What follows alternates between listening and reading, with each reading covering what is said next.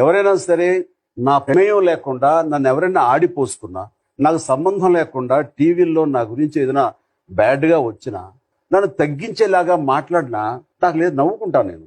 ఎందుకంటే అది నేను కాదు. లేదా వాడు గుర్తింపు కోసం చాపం చిన్న ప్రయత్నం చేస్తున్నాడు, అయ్యో పాపం అనిపిస్తుంది. నా మానసిక ప్రశాంతత, నా మనశ్శాంతి, నా సంతోషం, ఇవి నా ఆస్తులు.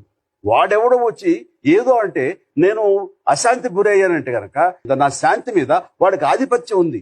ఆధిపత్యాన్ని వాడికి ఇవ్వను.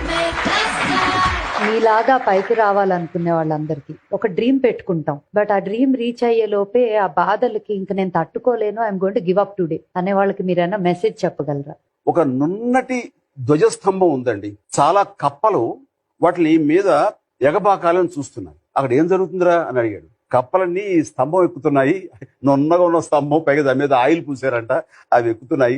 పిచ్చి మొహాలు అవి ఎక్కడ 2 అడుగులు వేయగానే జారి పడతాయి చూడు అనగానే అవి విన్న కప్పలు కొన్ని అలా ఎక్కి నిజంగా పడిపోయింది.